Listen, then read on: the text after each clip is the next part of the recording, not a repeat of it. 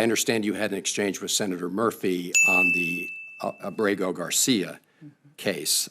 And so I'm just going to put the question directly to you. Are you or DHS doing anything to comply with the 9-0 Supreme Court order to facilitate his return to the United States? Just yes or no. This administration is following all federal court orders. Madam Secretary, this is a simple question. It's the president's prerogative on conversations that happen Chair, with the president of El Salvador. I ask a simple question. We have a limited amount of time. I just asked you, Madam Secretary, whether or not you or the Department of Homeland Security are taking any action to facilitate the 9-0 Supreme Court decision to facilitate his return. This is a very simple question. Are you taking any action to facilitate his return, or are you not? This administration is following and complying with all federal court orders so, to make sure that we So you are, because the court ordered that you facilitate his return, so you are facilitating his return. Sir, Senator, thank you for the question, but what I would Madam tell Secretary, you is that we are following court orders, and that your advocacy for a known terrorist is alarming to me. Madam Secretary, it's alarming to me because he's a human smuggler. Madam Secretary, I'm going to have to reclaim and a terrorist, and he's not a U.S. citizen. He's a citizen of El Salvador, and he's home. If he were to come back Madam here, Secretary, we would take him immediately. All right, back I'm going to have to, Madam Secretary, you should know a couple facts then, which is, number one, in 2019, the immigration court said that he should not be returned to El Salvador because it would put his life in danger. The Trump administration at the time did not appeal that decision. After that, he got a work permit and was working legally in the United States of America. This is also why the district court and the appellate court and the Supreme Court have ruled as they have. I suggest that rather than make these statements here, that you and the Trump administration make them in court under oath, because despite what you just said, the federal district court whose judge is hearing this case right now said, and I'm quoting, that the administration has provided no evidence linking Abrego Garcia to MS-13 or any other terrorist activity.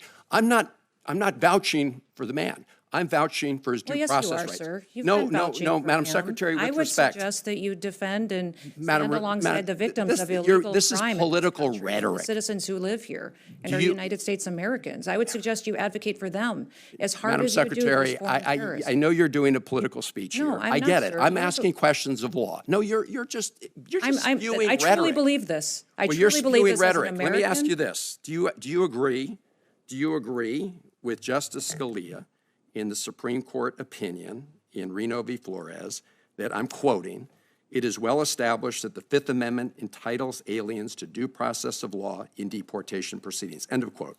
Sir, we are utilizing every due process tool that this Congress has afforded us. The Congress decides what due process is appropriate for every situation. Expedited removal is a due process that you have afforded us that we are utilizing. The Alien Enemies Act I'm going to is reclaim my tool that time, we're Madam utilizing. Secretary. So we are giving due process and using the tools Madam that Secretary, this Congress has given us. This is really, I'm asking sort of simple questions of law, and simple questions like, are you complying with the 9-0 Supreme Court decision? And you seem to think that's some kind of trick question. Let me ask you this. You were down at CCOT in El Salvador, and you said, and that, I'm quoting, "It is one of the tools in the toolkit that we will use." And it's well known that the Trump administration is paying the government of El Salvador to keep these individuals, including those who the U.S. courts have determined were illegally taken out of the country in violation of their due process rights. Have you seen the grant document between the United States and the government of El Salvador with respect to the CCOT? It's important that everybody knows the consequences of what happens for their actions in this country. When you break the law and you're a member of a foreign terrorist organization, Secretary, I asked you a question. Have you seen the document? This is not hard. Yes, I have. Okay. And what are the provisions of the document? So do you know what entities in El Salvador are receiving the funds? Sir, I'm sure you can see this document as well and have looked at it for evaluation. I'm glad you raised that, Madam Secretary, because I sent you a letter along with many of my colleagues here on April 8th asking for, among other things, that document. Will you respond to the letter that we sent? I will respond to your letter. Thank you. Can I get some sense of when? We will take a look at it. I don't remember seeing your letter yet, but I will certainly take a look at it. Well, it's been there over a month. The senator's time has expired. No, Madam Chair. Senator Kennedy? Madam Chair. Madam Secretary. The Secretary, I have some additional questions. No, sir, related that's to up to fire you to manage that time. Senator Kennedy. Madam Well, I need a little help from a chair that respects the members of the committee. I'm sorry, Madam Chair. Mr. Secretary, you and I served together in Congress for 15 years. We didn't always agree, but I believe we shared some common values: a belief in defending democracy and human rights abroad and honoring the Constitution at home. That's why I voted to confirm you. I believed you would stand up for those principles. You haven't. You've done the opposite. And you used to speak with conviction about the importance of foreign aid as a tool to advance American values and interests. Then you stood by while Elon Musk took a chainsaw to USAID and other assistance programs. That has left a staggering toll: broken trust with countries, openings for China and other adversaries, and countless preventable deaths of children and others. Take Sudan, for example. The freezing of U.S. humanitarian assistance forced the closure of nearly 80% of the emergency food kitchens there. 2 million famine-affected people were left without access to food. People died because of those actions: mothers, fathers, and children. Tons of emergency food that could have saved their lives was left rotting in warehouses because you and Elon Musk refused to let USAID do its job. Sudan is a country where, by the administration's own determination, a genocide is unfolding in Darfur. But here's where it goes from cruel to despicable. While cutting off food aid to Sudanese families living through an actual genocide, you're fast-tracking white South Africans for refugee status under a manufactured claim that they are the victims of genocide. You tried to block the admission of individuals who had already been approved to come here as refugees while making bogus claims to justify granting such status to Afrikaners. You've made a mockery of our country's refugee process, turning it into a system of global apartheid where political ideology and race, more than truth or need, matter. And while you've turned away from a genocide in Sudan and invented one in South Africa, you teamed up with President Trump to throw the Ukrainian people under the bus and have been played like a fiddle by Vladimir Putin. Of course, Donald Trump not only said he would end the war in Ukraine on day one, he also said he would end the war in Gaza on day one. And yet last week, you were all running around to Gulf states, giving away very sensitive American AI and chips technology, but doing nothing to end the war in Gaza and get the remaining hostages returned. You know that for 78 days, the Netanyahu government did not allow a scrap of food to enter Gaza to reach over 2 million civilians. 57 children have died from malnutrition so far, and more than 14,000 children are in imminent danger of dying of starvation. As Cindy McCain said last week, and I quote, "Families in Gaza are starving while the food they need is sitting at the border." That is a gross violation of both U.S. and international law. What did you do? Nothing. Not once did you publicly call upon the Netanyahu government to end the blockade. Fortunately, other countries spoke out, and now we see a tiny trickle going in. Where have you focused your energy instead, Mr. Secretary? Well, your first trip as Secretary of State was to El Salvador, not to promote democracy, but to cozy up to President Bukele, who calls himself the world's coolest dictator. The result was a cash for collusion deal to deprive people living in America of their constitutional rights to due process. The Supreme Court, in a 9-0 decision, instructed you to facilitate the return to the United States of Abrego Garcia, who the administration admitted was wrongfully deported to El Salvador. Your response? You've openly flouted judicial orders. When asked whether you have been in touch with El Salvador to return Abrego Garcia, you boasted, quote, "I would never tell you that. And you know who else I would never tell? A judge." Clearly, you don't care about the Fifth Amendment right to due process, and you don't care about the First Amendment either, since you've been very busy snatching students off of college campuses for exercising their right to free speech. You dredged up a relic from the McCarthy era to claim that student protesters posed a threat to the foreign policy of the United States. Give me a break, Mr. Secretary. You know as well as I do this isn't about national security, it's about punishing free speech. And you know that in America, the government doesn't get to use its power to punish speech it doesn't like. Yet in March, you boasted about revoking student visas, saying, and I'm quoting, "We do it every day. Every time I find one of these lunatics, I take away their visa," unquote. Let's look at one of those lunatics, Mr. Secretary, Ms. Ozturk. Her crime was co-authoring an op-ed in her college paper critical of Tufts University's response to the war in Gaza. Your own department found 0 links to terrorism, no anti-Semitic statements, but you still yanked her visa and shipped her off to detention in Louisiana. And the list goes on and on. The federal judge in the case of Mohsen Madawi, who was the Columbia student who was ambushed by federal agents at his citizenship appointment, said, and I quote, this is the judge, "Legal residents not charged with crimes or misconduct are being arrested and threatened with deportation for stating their views on the political issues of the day. Our nation has seen times like this before, especially during the Red Scare and Palmer raids. Like the McCarthy-era witch hunts of the 1950s, your campaign of fear and repression is eating away at foundational values of our democracy.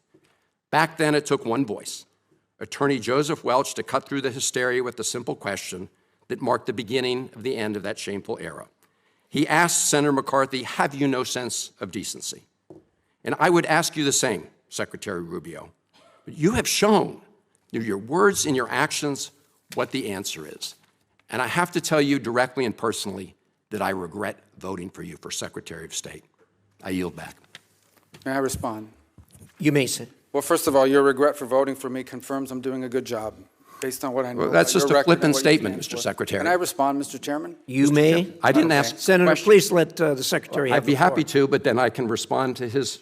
Your time's up, Senator, and willfully used, I might add. Well- Your remarks do not represent the view of this committee. Well, Mr. Chairman- Secretary, please. Well, I'd like to. I can't respond to everything he said because much of these are untrue, but I'll go through a few. First of all, I'm actually very proud of the work we've done with USAID. For example, I don't regret cutting $10 million for male circumcisions in Mozambique. I don't know how that makes us stronger and more prosperous as a nation. I raised don't regret Sudan, Mr. psychosocial Secretary. support services. I for raised USAID. Sudan, Mr. Secretary, Can I not respond, Mr. Mozambique. Chairman, or do I? Senator, I'd ask you to suspend. You had 7 straight minutes of I chose railing to on- use my time that way, Mr. Chairman. That's my right to Please use my suspend, time that way. Secretary Rubio. Well, I can go on. I mean, there's other things here. We spent $227,000 for Big Cat's YouTube channel from USAID. We spent $14 million for social cohesion in Mali, whatever the hell that means. So I can go on and on. I got the list here, and there's more. I didn't even bring the whole list. In the case of El Salvador, absolutely. Absolutely. We deported gang members, including the one you had a margarita with. And that guy is a human trafficker, and that guy is a gangbanger, and the evidence is going to be clear. In the days to come, Mr. you're going to Chairman, see who you went to look, defend. Senator, I'm sorry, please, Mr. Chairman. Secretary No. Rubio has the floor. Mr. Chairman, he can't make unsubstantiated Senator, comments like that. Secretary Rubio has the floor. You've had Secretary your time. Rubio should take that testimony to the federal court in Senator- the United States because Well, he hasn't done it under oath. Here's another point, okay? There is a division in our government between the federal branch and the judicial branch. No judge in the judicial branch cannot tell me or the president how to conduct foreign policy. No judge can tell me how I have to outreach to a foreign partner or what I need to say to them. And if I do reach to that foreign partner and talk to them, I have under no obligation to share that with the judiciary branch. Just like a judge cannot order me to negotiate with a foreign minister of Russia, they cannot order me to negotiate with a foreign minister or the president of El Salvador. And if I did negotiate with them, which we have responded to them, and we've told them, we've had communications with the president of El Salvador, I am under no obligation, under our division of powers in this country, and to share with the judicial branch how I conducted diplomacy of the United States. It would actually be counterproductive. If I started sharing with courts, or frankly, with the media, my conversations with foreign leaders and all of their details, no foreign leader would talk to me again, and we would break trust with them. So I have complied with every court order. What I won't comply with is an order to disclose what I'm saying and what we're talking about with a foreign leader, because then they won't talk to me. Diplomacy doesn't work that way. About the student visas, let me say this. I don't deport anybody, and I don't snatch anybody. The State Department does not have officers in the street snatching everybody. What I do is revoke visas, and it's very simple. A visa is not a right. It is a privilege. People apply for student visas to come into the United States and study. And if you tell me that you're coming to the United States to lead campus crusades, to take over libraries and try to burn down buildings and acts of violence, we're not going to give you a visa. Is that what Ms. Ozturk did? We're not going to give you a visa. Is that what she did? Come on, Mr. Secretary. And every single one of these cases, the factors are different. Senator, the bottom line is, if you're coming here to stir up trouble on our campuses, we will deny you a visa. And if you have a visa and we find you, we'll revoke it. And we're going to do more. There are more coming. We're going to continue to revoke the visas of people who are here as guests and are disrupting our higher education facilities. People are paying money. These kids pay money to go to school, and they have to walk through a bunch of lunatics who are here on student visas. Disrupting the foreign policy of the United States. I want to do more. I hope we can find more of these people. That's pathetic, Mr. In fact, Secretary. the other day, some guys led a riot. I forgot what university it was, and I asked, please, can you find the arrest records of all the people that were arrested at that riot at that campus? Because if any of them have a visa, we're going to revoke it. I feel so much safer when you lock up people like Ms. Ozturk, Mr. Secretary. We've had enough time on the subject. Thank you very much. And we're going to move to Senator Lee. I just met with the Vice President of El Salvador. I'm grateful for the meeting. The President is out of the country at this time. So I appreciated the chance to talk to the Vice President about the case of Kilmar Abrego Garcia. I asked the Vice President if Abrego Garcia has not committed a crime, and the U.S.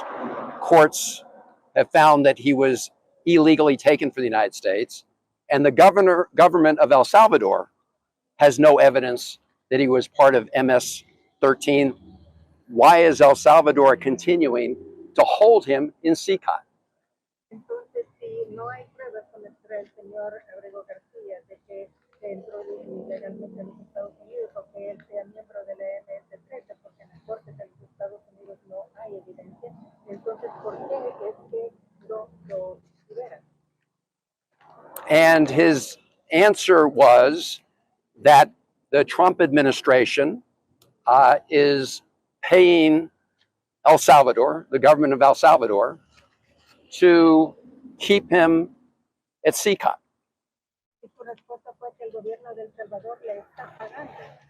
El gobierno de El Salvador está recibiendo un pago por mantener al señor Abrego García en El Salvador. And I pointed out that neither the government of El Salvador nor the Trump administration has presented evidence to support the claim that he's committed any kind of criminal acts. Entonces yo le dije que ni el gobierno de los Estados Unidos ni El Salvador ha presentado ninguna prueba de que el señor Abrego García ha cometido algún hecho ilegal. And so why not release Abrego Garcia today? Y entonces, ¿por qué no liberar al señor Abrego García hoy mismo? And he said what President Bukele said the other day at the White House, which that El Salvador can't smuggle Mr. Abrego Garcia into the United States.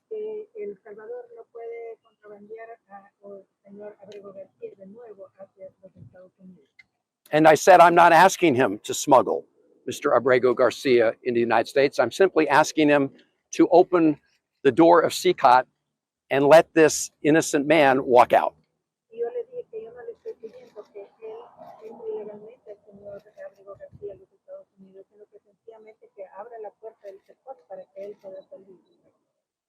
And I pointed out that the Attorney General of the United States, Pam Bondi, has said that the United States would send a plane to El Salvador to pick him up.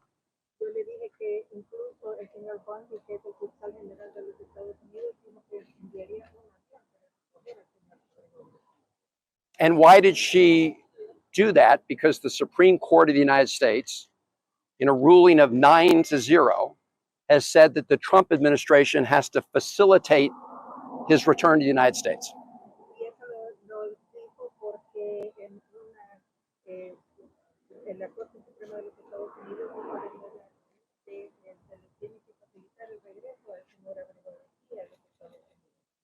Now, there's no evidence that the Trump administration is complying with that order.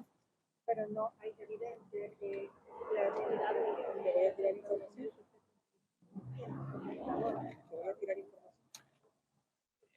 There's no evidence that they're complying with that order. In fact, the United States Embassy here has told me they've received no direction from the Trump administration to help facilitate his release.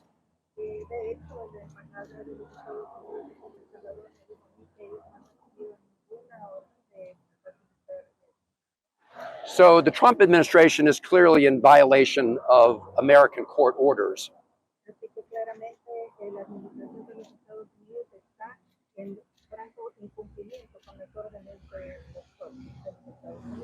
But that still leaves the question, why is the government of El Salvador continuing to imprison a man where they have no evidence he's committed any crime and they've not been provided any evidence from the United States that he's committed a crime?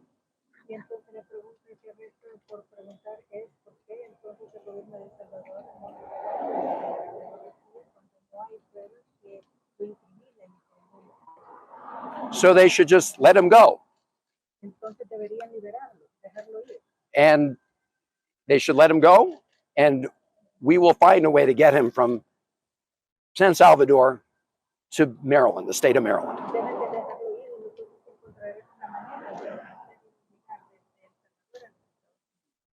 Because I promised his wife Jennifer, and his mother and his brother and their family, because he has 3 children. Some of them have severe disabilities.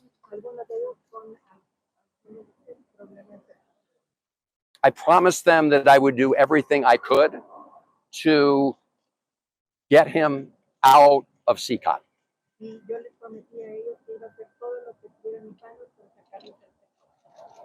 And I won't stop trying, and I can assure the president and the vice president that I may be the first United States senator to visit El Salvador on this issue, but there will be more, and there will be more members of Congress coming.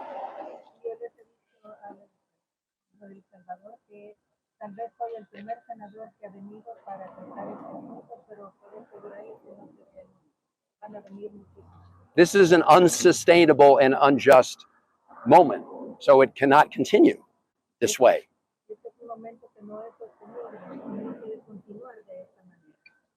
I also told his wife and family that I would try to meet with Mr. Abrego Garcia while I was here.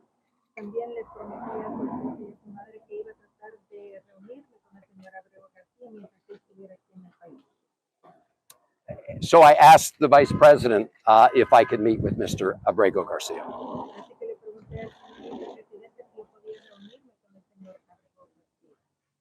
And he said, well, you need to make earlier provisions to go visit CCOT.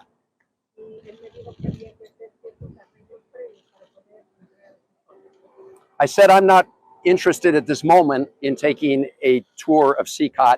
I just want to meet with Mr. Abrego Garcia.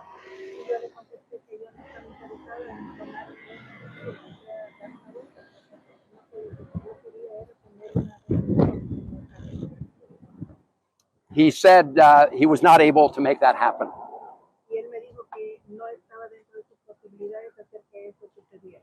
I asked, he said he needed a little more time. I asked him if I came back next week, whether I'd be able to see Mr. Abrego Garcia.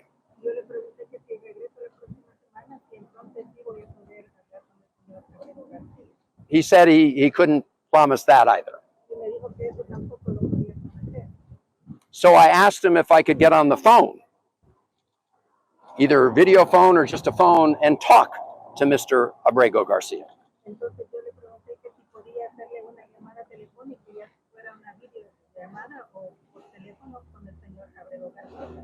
So I could just ask him how he's doing so I could report back to his family.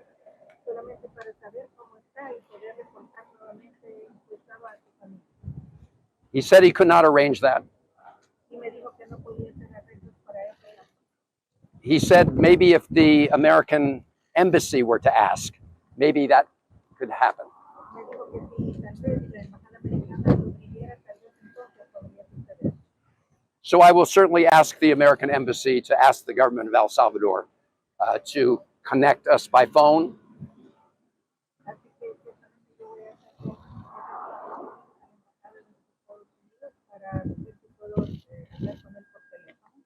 I asked him how about his family? How can he talk to his wife so that she can hear his voice?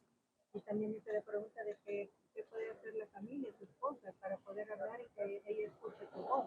I let him know that the family has requested that. Y le dije que la familia ha solicitado eso. He said he was not sure whether he could make that happen. Y me dijo que no estaba seguro de poder hacer eso. So we have an unjust situation here.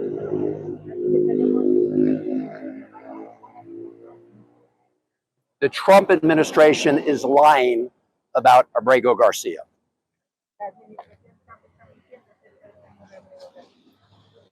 The American courts have looked at the facts. In fact, the Trump administration lawyer, the government lawyer, admitted to the court that Mr. Abrego Garcia had been mistakenly taken in administrative error, that it was a mistake.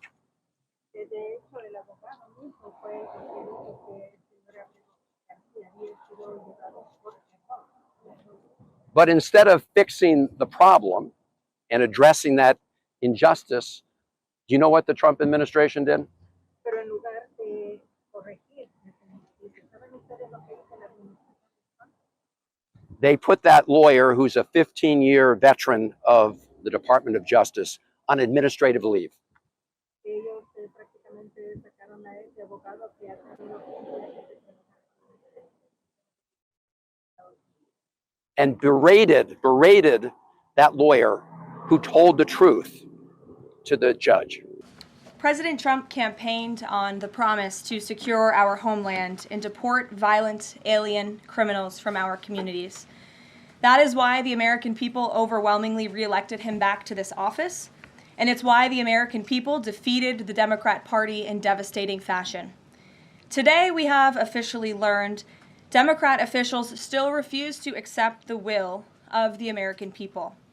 Maryland Democrat Senator Chris Van Hollen rushed to Dulles Airport this morning to fly to El Salvador, potentially using taxpayer dollars, to demand the release of deported, illegal, alien MS-13 terrorists. The Democrats and the media in this room have continually and wrongly labeled Kilmar Abrego Garcia as a Maryland father. There is no Maryland father. Let me reiterate. Kilmar Abrego Garcia is an illegal alien, MS-13 gang member and foreign terrorist who was deported back to his home country. And when Kilmar Abrego Garcia was originally arrested, he was wearing a sweatshirt with rolls of money covering the ears, mouth, and eyes of presidents on various currency denominations. This is a known MS-13 gang symbol of hear no evil, speak no evil, see no evil. Abrego Garcia was also arrested with two other well-known members of the vicious MS-13 gang. And two separate judges found that Abrego Garcia was a member of MS-13, and that finding has never been disputed. And just this morning, it was revealed through Maryland court documents that Abrego Garcia's wife petitioned for an order of protection against him for 2 instances of domestic violence in May of 2021. And here is the order right here. The court ordered that the respondent committed the following acts of abuse. Once in May of 2021, assault in any degree. And on May 4th of 2021, he punched and scratched his wife, ripped off her shirt, and grabbed and bruised her. This is from a court in Maryland. So not only are Democrats rushing to defend an illegal criminal foreign terrorist gang member, but also an apparent woman beater. To set all of that aside, the basic fact that he was illegally inside our country and had a lawful deportation order made him subject to removal back to his home country of El Salvador. And if he ever ends up back in the United States, he would immediately be deported again. Nothing will change the fact that Abrego Garcia will never be a Maryland father. He will never live in the United States of America again. And the United States Supreme Court ruled unanimously that the President of the United States and the Secretary of State could not be compelled to forcibly retrieve this citizen of El Salvador who is currently locked up in a maximum security prison in his home country due to his MS-13 membership. To remind the media and the Democrat Party, MS-13 are among the most vicious and dangerous individuals in this world. They pose a direct threat to the United States, El Salvador, and any other country who maintains basic law and order. MS-13 rapes innocent girls and women, runs sex trafficking operations, murders for sport, and terrorizes law-abiding people. That's why El Salvador President Bukele made it clear this week that he will not be releasing this MS-13 gang member from his prison. But that is not enough. All of that is not enough to stop the Democrat Party from their lies. The number one issue they are focused on right now is bringing back this illegal alien terrorist to America. But where are the Democrats applauding the fact that southern border crossings just hit a historic low? Where are the Democrats supporting our brave men and women of law enforcement who are putting their lives on the line every single day to arrest the violent illegal alien invaders that the previous administration allowed into our country? And where are the Democrats when innocent Americans are victimized by illegal criminals that Joe Biden let in? It's appalling and sad that Senator Van Hollen and the Democrats applauding his trip to El Salvador today are incapable of having any shred of common sense or empathy for their own constituents and our citizens. Nobody knows this more than the woman standing to my right, Patty Morin, whose beautiful daughter Rachel was brutally maimed and murdered at the hands of an illegal alien in August of 2023. Patty no longer has her daughter because of the failed Democrat Party's open border, and these are policies that President Trump is bringing an end to.